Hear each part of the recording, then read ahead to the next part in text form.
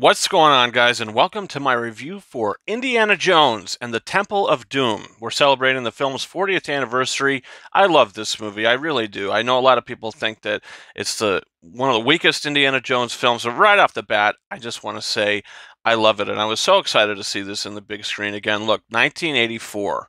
Cinemark did a little series where we went back to 1984, and once a day, maybe two films I think they showed, Footloose and Temple of Doom, this past Sunday. I could be wrong about that, but I know they showed Nightmare on Elm Street, Purple Rain, Gremlins. They showed a lot of great films throughout the week. And once I saw that Temple of Doom was going to be re-released in theaters, Indiana Jones is one of my favorite series of all time. I love the series. I love Harrison Ford as the character. I think I might even prefer Harrison Ford as Indiana Jones over Han Solo. Look, I love Han Solo, but I don't know. There's just something about Indiana Jones. And here's some stuff that I want to showcase to you guys. I don't ever know when to put this stuff in the video, but I do collect Funko Pops, not like a ton, but I do collect Funko Pops, and I have a nice little Indiana Jones shrine, as you can see, where we've got some loose Indy Pops, a little Steven Spielberg shelf here, and then we've got the big movie poster pop with the Boulder Escape pop up there, and then we've got this cool little Temple of Doom pop where he's with the Sankara stones. I love the series, and Raiders of the Lost Ark is a top 10 movie for me. But Temple of Doom is a top 10 Steven Spielberg movie for me. I think Raiders is probably Spielberg's best movie, but Temple of Doom is like it's in the top 10. It's somewhere between 5 and 10 for me, but I think this movie did such a great job of giving us the character of Indiana Jones. I mean, this one, you don't see him teaching in this film. And from beginning to end, he's Indiana Jones. And from the opening, which is so fun and energetic, anything goes.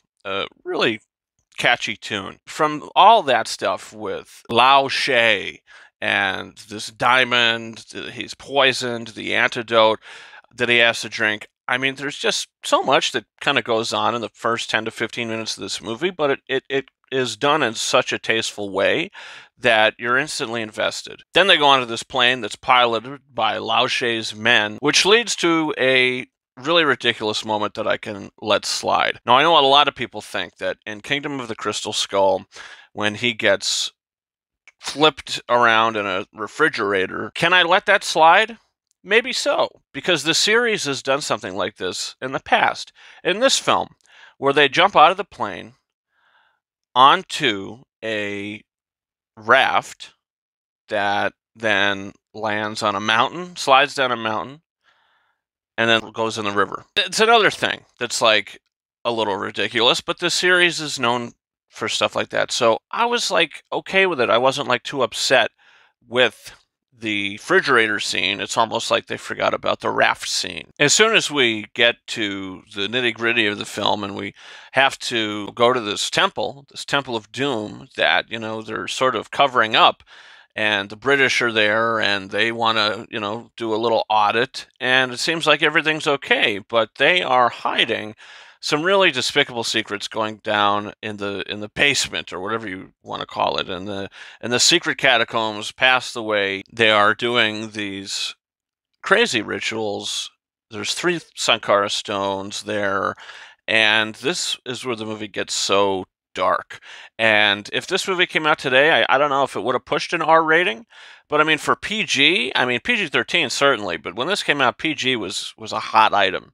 And there's just the imagery. I mean, ripping the guy's heart out, sending him down into the flames. I mean, it's pretty intense stuff, but I want to highlight John Williams' masterful score in the whole film. I mean, Short Round's theme, the whole score to the whole movie is incredible, which John Williams is always incredible. I mean, every single movie he does that I talk about, I have to mention John Williams. He's my favorite film composer of all time.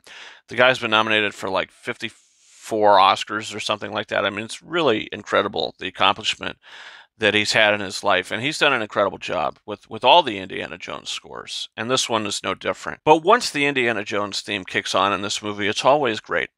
and it's always fun. I mean, there's the scene where Indy, he's drank the blood, and he's sort of possessed, and now Short Round has to save him, and he gets him with the fire or whatever he does, and he looks at him and he says, "I'm all right, kid."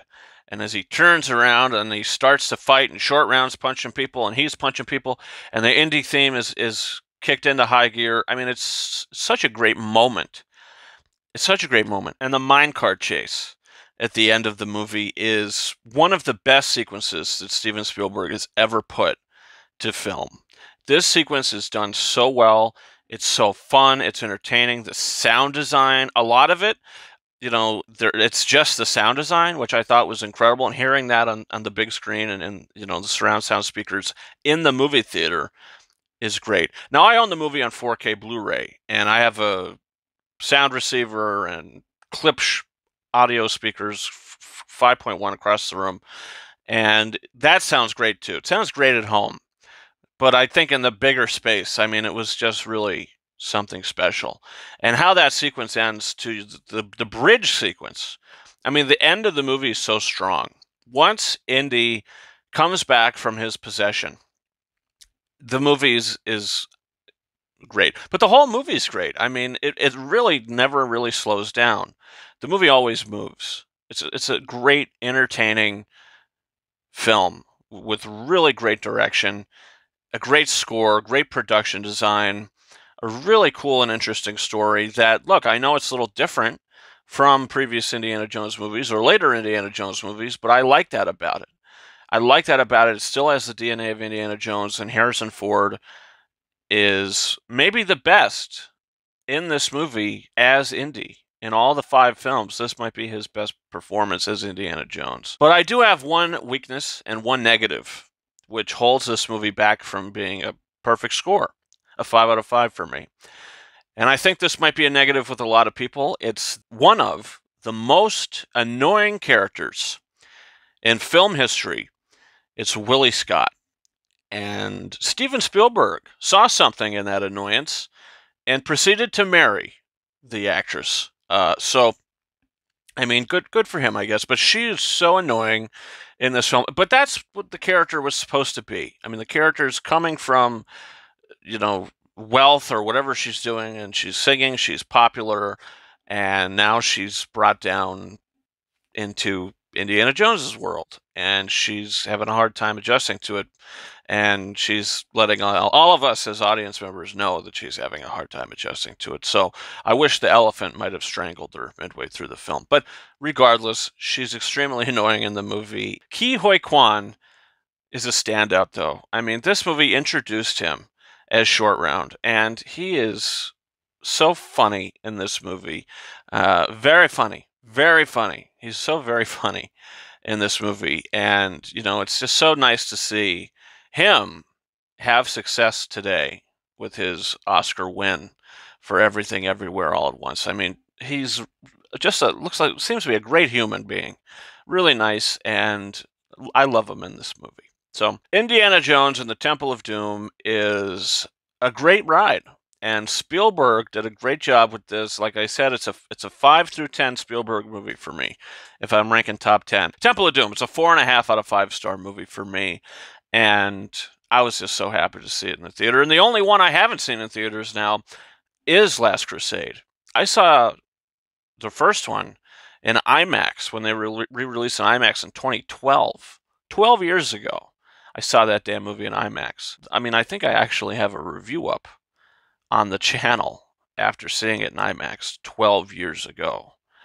I mean, I've been on this channel, been on YouTube for 12 years this month, which is really insane to say. But regardless, that's where I'm at with Temple of Doom. Guys, comment down below. What is your favorite Indiana Jones film?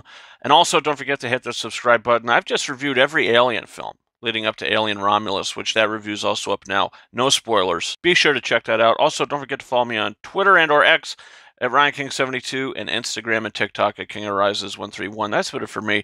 Thank you so much for watching my review for Indiana Jones and the Temple of Doom. And until next time, over and out.